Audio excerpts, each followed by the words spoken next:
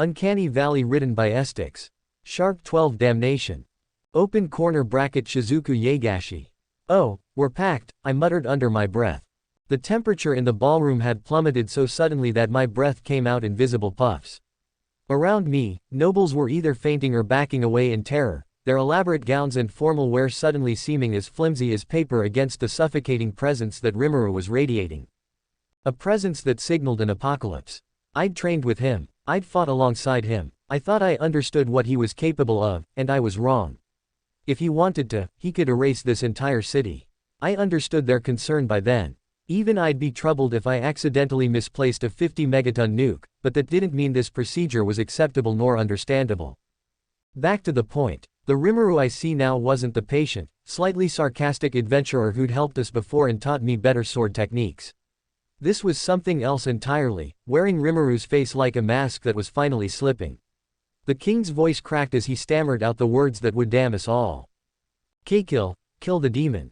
No, no, no. Two of the Crimson Knights moved with inhuman speed, their blessed blades cutting through the air in perfect synchronization. I watched in slow motion as both weapons pierced straight through Rimuru's torso, the sanctified steel designed to cut through any demonic defense. But there was no blood.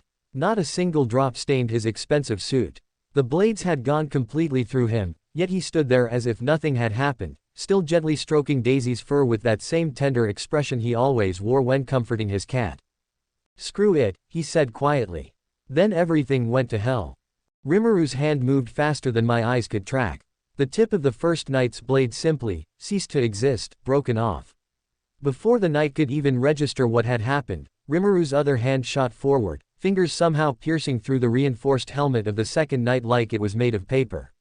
I heard the wet sound of an eye being destroyed, followed immediately by a sickening crack as Rimuru twisted the first knight's neck with impossible speed. Both Crimson Knights, elite warriors who could single-handedly clear gold-rank subjugation quests, dropped to the floor. The silence that followed was deafening. Even the Pope's mouth hung open in shock. Then Rimuru did something that made my blood freeze. He raised his hand, and Daisy was suddenly encased in a shimmering, translucent barrier, floating gently above the carnage as if suspended by invisible strings. The cat looked completely calm, purring softly as she drifted in her protective bubble. The care he showed for that small creature, even in the middle of this nightmare, somehow made everything infinitely more nerve-wracking. "Support the Crimson Guard," one of the Templars shouted, raising his staff. Golden light erupted from multiple points around the ballroom as the remaining support casters began weaving enhancement magic. 5 more Crimson Knights leapt into action, their movements now supernaturally enhanced by the temple's most powerful buffs. They moved like crimson lightning, attacking from multiple angles simultaneously with coordination that spoke of decades of training together.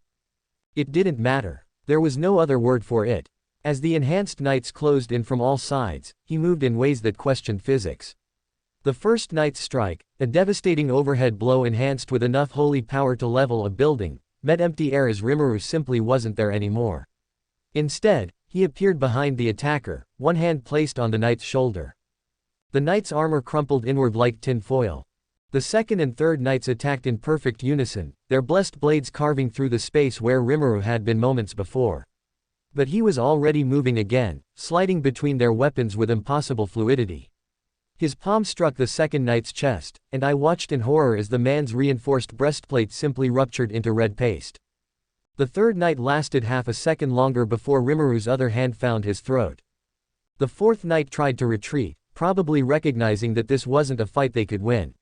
Rimuru let him take exactly 3 steps before appearing directly in front of him. The knight's enhanced reflexes allowed him to bring his shield up just in time to block. The shield, blessed by the High Templars and reinforced several folds, shattered like glass. The force of Rimuru's backhand sent the knight flying across the ballroom, where he struck a marble pillar with enough force to leave a crater. The fifth knight, to his credit, didn't try to run. He raised his weapon, a 2-handed blessed sword that glowed with divine power, and charged with a battle cry that echoed off the vaulted ceiling. Rimuru caught the blade between 2 fingers. The knight pulled with enhanced strength that could have moved boulders. The sword didn't budge. Slowly, almost gently, Rimuru began to squeeze. The blessed steel, forged in holy fire and tempered with angels' tears according to church doctrine, crumpled like wet paper. Then Rimuru placed his free hand on the knight's forehead, and the man simply stopped. No dramatic death, no final words. Just the cessation of all movement as whatever Rimuru had done severed the connection between the knight's consciousness and his body. 5 elite warriors, enhanced by the most powerful magic the church could provide, had lasted less than 30 seconds. By the time the last knight fell, the holes in Rimuru's suit had completely regenerated, the fabric knitting itself back together as if the damage had never existed. He straightened his tie, still looking every inch the polite gentleman who'd arrived for a social gathering. The remaining Crimson Knights, maybe 24 of them, began forming up in a defensive line, but Rimuru had already lost interest in them. He turned his back on the entire assembled army and began walking toward the exit, Daisy floating serenely beside him in her protective barrier. The crowd parted before him like water, nobles and dignitaries stumbling over themselves to get out of his path. Some were crying, others praying, and more than a few had simply collapsed from the shock of witnessing power that shouldn't exist in their ordered world. As Rimuru reached the gates that served as the ballroom's main entrance, he paused. Without turning around, he spoke in that same conversational tone he'd maintained throughout the entire massacre. "I really wanted to make friends," he said, and his voice carried clearly across the vast space despite its gentle volume. "Instead, you've reminded me why I prefer the company of monsters to humans. At least monsters are honest about what they are." He glanced back over his shoulder, and for just a moment, his eyes met mine. I saw disappointment there, not anger, not hatred, but the profound sadness of someone who'd hoped for better and been proven wrong yet again. I wanted to say something, to apologize, to explain that not all of us had wanted this. But the words died in my throat, because what could I possibly say that would matter now? "I'll be leaving your kingdom," Rimuru continued, his gaze now fixed on King Elahade, who sat frozen on his throne like a statue. "I suggest you don't try to follow me. I suggest you don't send armies after me. I suggest you forget I ever existed." He turned back toward the gate, raising one hand almost casually. "Oh, and one more thing," he added, almost as an afterthought.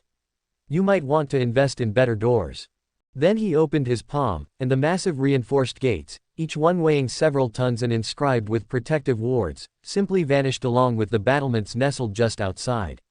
Not destroyed, not blasted apart. They just ceased to exist, devoured by whatever impossibility Rimuru carried within himself. He walked through the empty archway with Daisy floating beside him, and just like that, he was gone. The uproar that followed was immediate and devastating. "What have you done?" Lord Campbell, one of the more influential nobles, rounded on King Elahade with fury I'd never seen from the usually composed man. "You invited that thing into our midst and tried to trap it." The Pope assured us, the king began weakly, but he was cut off by a chorus of angry voices. "The Pope is a fool." Duchess Marianne's usually refined voice cracked with hysteria. "We could have all been killed. My children could have been orphaned because of this madness. This was supposed to be a diplomatic gathering." Baron Westfield was practically foaming at the mouth. Not some deranged religious crusade. The nobles were turning on the royal family and church hierarchy with savage intensity, their terror transforming into rage now that the immediate threat was gone. I could see the kingdom's entire power structure fracturing in real time as alliances dissolved and accusations flew. Pope Ishtar tried to maintain his composure, raising his hands for calm. "My faithful, we must not lose sight of the greater good." "Greater good." Earl Blackwood's voice thundered across the ballroom. "You nearly started a war with something that could erase our entire kingdom." "He's right," another voice shouted from the crowd. "What if it comes back? What if it decides we're all complicit?" The arguments escalated rapidly, with various factions forming as the political implications of the night's disaster became clear.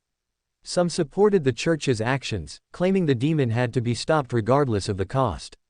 Others demanded accountability from the leadership that had orchestrated this trap. Still others were already talking about evacuation, convinced that Rimuru would return with an army of monsters to destroy them all. Kaori was crying openly, Ryutaro looked like he wanted to punch something, and Suzu had gone completely silent. But it was Kuki who drew my attention, standing there with that same self-righteous expression, as if he still believed he'd done the right thing. That's when something inside me snapped. I marched across the ballroom, my dress shoes clicking against the marble. Kuki turned toward me with what looked like relief, probably expecting support from his childhood friend. Instead, I slapped him across the face with every ounce of strength I possessed. The sound echoed across the ballroom like a gunshot, and suddenly everyone was staring at us. Kuki staggered, his hand rising to his reddening cheek, shock written across his features. "Shizuku," he whispered. "What? Shut up," I snarled, and even I was surprised by the venom in my voice. "Just shut your goddamn mouth, Kuki." I felt hands grab my arms, Kaori and Ryutaro trying to restrain me, but I was beyond caring about appearances or propriety.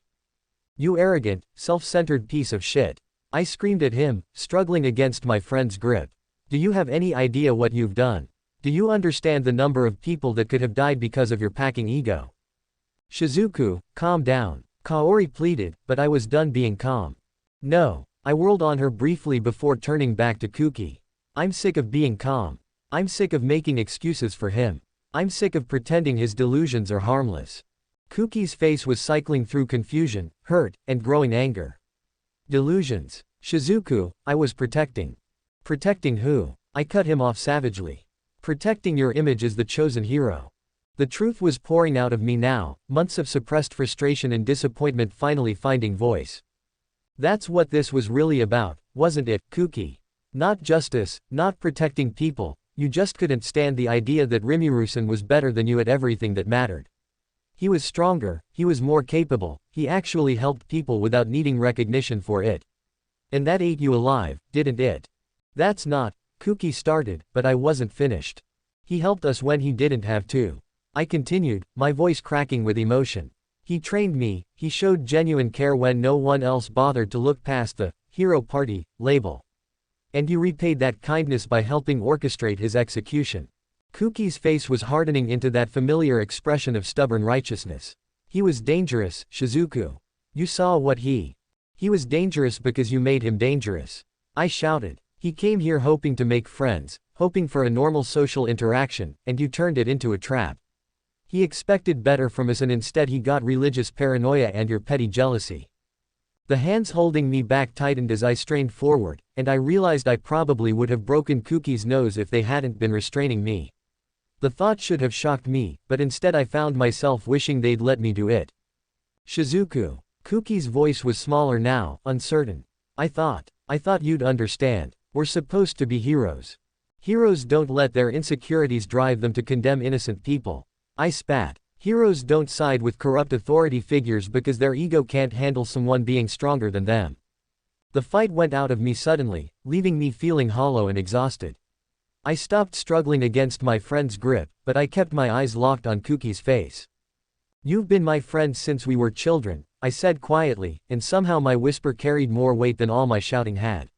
"I've defended you, supported you, made excuses for your behavior for years. But there's a limit, Kuki. There's a limit to how much I can tolerate, how much I can forgive." I took a shaky breath, feeling tears threatening at the corners of my eyes. "And tonight you crossed that limit."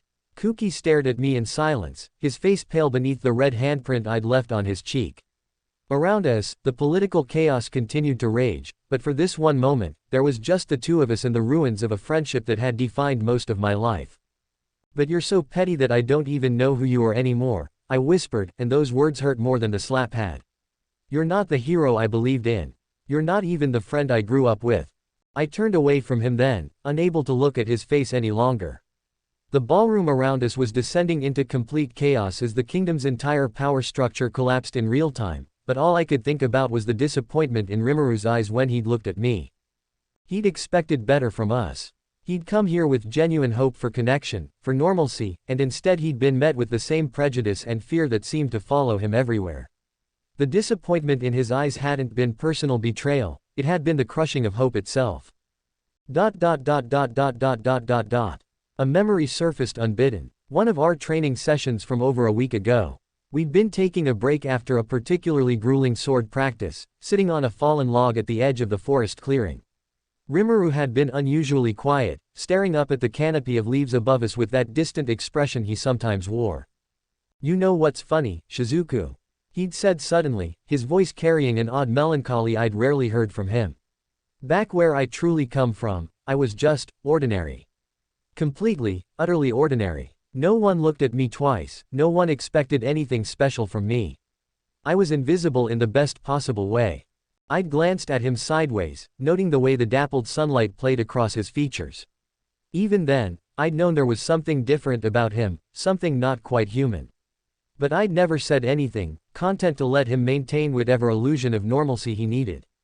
Sometimes I miss that, he'd continued, his golden eyes still fixed on the sky. Being able to just live without people making assumptions about what I am or what I want. Someplace I know, and here, everyone's always looking for monsters, you know.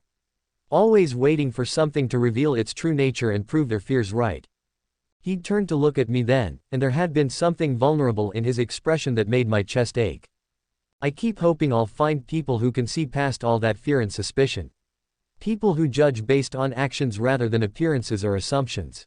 It's probably naive, but he'd shrugged, offering a self-deprecating smile. Hope's a hard habit to break, even when it keeps getting crushed. I'd wanted to tell him then that I already knew he wasn't human, that I didn't care, that his actions had already proven his character to me beyond any doubt. But something in his tone had suggested he wasn't ready for that conversation, so I'd simply nodded and squeezed his shoulder in what I'd hoped was reassurance. Now, standing in the wreckage of the ballroom, I finally understood what he'd been trying to tell me. The worst part was that I knew he probably wouldn't even seek revenge for this. That wasn't who Rimuru was. He'd simply write off this entire kingdom, this entire experience, as another reminder of why he preferred the company of solitude to humans. He'd leave, and we'd never see him again, and somehow that felt worse than if he had threatened retaliation. I guess I have Daisy to thank for that. And somewhere in the back of my mind, a terrible thought was beginning to form. What if this was exactly what the Pope had wanted all along? What if the entire point hadn't been to capture or kill Rimuru, but to drive him away, to ensure that someone with his power would never be an ally to this kingdom? If so, then Kuki hadn't just failed as a hero tonight. He'd helped destroy the possibility of something better for all of us.